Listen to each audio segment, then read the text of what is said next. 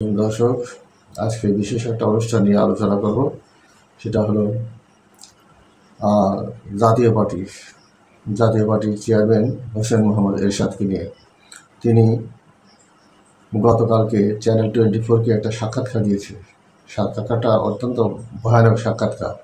এই সাক্ষাৎকারে আর ভারতে যে আমেরিকার যে গোয়েন্দা প্রধানের একজন নারী নেত্রী এসেছিলেন, একজন মন্ত্রী, চতুর্থ শ্রেণীর মন্ত্রী, তার নাম হচ্ছে তুলসী গ্যাবার্ড। আমি তাকে তুলসী পাতা বলি। ইন্ডিয়া তাকে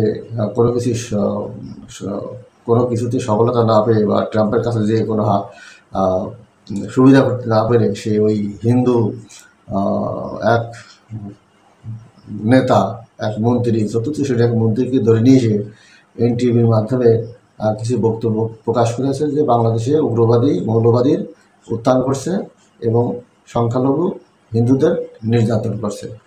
এই ধরনের একটা মন্তব্য তিনি দিয়েছেন। এরা সম্পূর্ণ মিথ্যা ভিত্তিহীন। তিনি যে ইসলাম বিরোধী একজন নারী, এই তুলসী পাতা বা তুলসী গ্যাবার্ড, তার তথ্য ইতিমধ্যে আমরা জানতে পেরেছি বিভিন্ন সূত্রে। সে হচ্ছে ইসলাম বিরোধী একজন নারী। এই নারীকে নিয়ে এসেছে মোদি, নিয়ে এসে বাংলাদেশ সম্পর্কে অপপ্রচার করার জন্য তাকে এনডিটিভির সামনে দাঁড় করিয়ে দিয়ে মিথ্যা প্রচার করে প্রোপাগান্ডা ছড়াচ্ছে। এর সূত্র ধরে জিএম কাদের সে একই বক্তব্য তার মুখে শুনলাম আমরা। সে বলছে যে বাংলাদেশে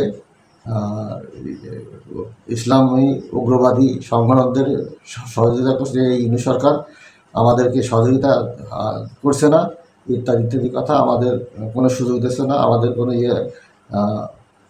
কোনো অনুষ্ঠানে ডাকছে না, আমাদের কোনো দাওয়াত দিচ্ছে না, এই ধরনের কথা। আর এই বেটা দাওয়াত দেবে কি যে তুই তো স্বৈরাচারী দোষর ছিলি, তুই 16 বছরে তুই আওয়ামী লীগের শেখ হাসিনার দোষর ছিলি, তার সহযোগী ছিলি, তার পাঁচাটা কুত্তা ছিলি তোদের তো ডাকবে কি জানি, তোদের তো এখনো মায়ের হয়নি, তোদের তো পিঠের চামড়া তুলিনি এখনো। তো জনগণ এইটাই তো তোদের এই জনগণের কাছে কৃতজ্ঞতা জানাবি এবং জনগণের কাছে তোদের উচিত ছিল ক্ষমা চাওয়া যে আমাদের জীবন ভুল হয়েছে, আমাদের আওয়ামী লীগের সাথে যাওয়া আমাদের ভুল হয়েছে, আমাদের মাফ করে দেন। এটা না বলে তোরা এখন উল্টো সেই তুলসী পাতার সুরে বা ইন্ডিয়ান সুরে কথা বলছি। তুই একবার ইন্ডিয়ায় গেছিস, যে কী আলোচনা হয়ে বলেছি যে ইন্ডিয়ার সাথে আমাদের কী আলোচনা হয়েছে, সাংবাদিকরা জিজ্ঞাসা করেছে, বলেছে যে বলা যাবে না, ওটা গোপন ব্যাপার। আর বেটা তুই বলা যাবে না তা মানেটা কি? তুই হচ্ছে ইন্ডিয়ান একটা দালাল, আওয়ামী লীগের দালাল, সেই ধরনের তুই কথাবার্তা বলেছিস সেই সময় নির্বাচনের সময়। তোরা পুরোটা এই শেখ হাসিনার দোষর হিসেবে কাজ করেছিস। শেখ হাসিনার প্রতিটা নির্বাচনে অংশগ্রহণ করেছিস তার সময়।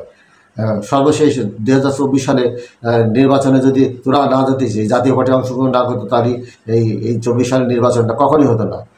এই দালালি করেছিস তোরা, তার সাথে টাকা নিয়ে নির্বাচন করেছিস। আবার এখন বড় বড় কথা, তোদের তো এখন ব্যান করা উচিত। আওয়ামী লীগকে যেমন নিষিদ্ধ করার দাবি উঠেছে, তোদেরও এখন নিষিদ্ধ করা উচিত, তোদের এখন চামড়া খুলিয়ে দেওয়া উচিত।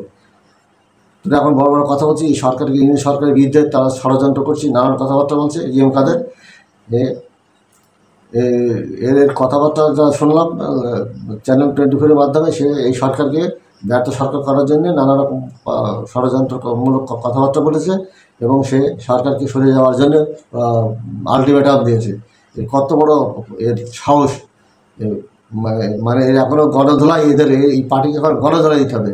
আগামীতে এদের তো অবস্থা তো খুবই খারাপ, একটা আসন আর পাবে না, সেটা ওরা ভোটে টের পাবে, একটা আসন ওরা পাবে না। কিন্তু তারা এই ধরনের যে ইন্ডিয়ান সরকারকে ফেলে দেওয়ার জন্য যে উঠে পড়ে লেগেছে বা ইন্ডিয়ান মিডিয়ার সাথে হাত মিলিয়েছে, এটা এখনও দিনের আলোর মতো পরিষ্কার। এখনও যদি তোদের হুঁশ হয়ে থাকে তাহলে জনগণের কাছে ক্ষমা চাবি আর মাপ চেয়ে তোরা নাকে খত দিবি। এই জিএম কাদের একটা ফালতু, একটা আওয়ামী লীগের বিটিম হয়ে কাজ করেছে, আওয়ামী লীগের সমস্ত সহযোগী এই স্বৈরাচারের দোষর হয়ে কাজ করেছে।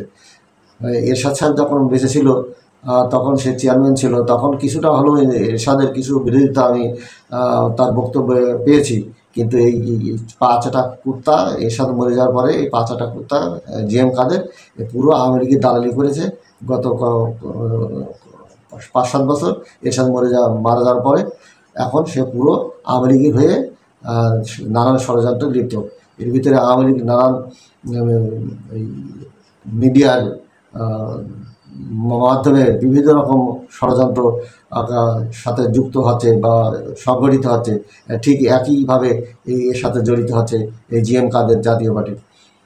এই এখনই সরকারে বলবো যে এই জিএম কাদের বা এই জাতীয় পার্টিকে নিষিদ্ধ করা হোক। ছাত্র জনতা আমার মনে হয় এর ভিতরে জেগে ওঠা উচিত, তারা যেন প্রতিবাদ করে এই জাতীয় পার্টি বা জিএম কাদেরকে অবাধিত ঘোষণা করে। তারা এখন এই সরকারের পিছনে সরকারকে ব্যর্থ করার জন্যে ইন্ডিয়ার সাথে হাত মিলিয়েছে এবং এই তুলসী গ্যাবার্টের সাথে কথার সাথে একমত হয়ে কথা বলছে। এর এখনই উচিত একে এখনই এই দেশ থেকে বিতাড়িত করা। এই স্বৈরাচারের দোসর এরও যেরকম স্বৈরাচারের দোসররা যেমন দেশ থেকে পালিয়ে গেছে, জিএম কাদের দল জাতীয় পার্টির দলকেও আমার মনে হয় খুব দ্রুত এদেরকে হয় বহিষ্কার করতে হবে, তা নাহলে এদের থেকে দেশ থেকে তাড়ানোর ব্যবস্থা করতে হবে। তো এই ছিল আজকে আলোচনা। সবাই ভালো থাকবেন। আমার নিউজ টকবাবু নিউজ সবাই দেখবেন, কমেন্টস করবেন, সাবস্ক্রাইব করবেন। সবাই ভালো থাকবেন। আসসালামু আলাইকুম। Thanks for watching this video. Please subscribe my channel and press the bell icon.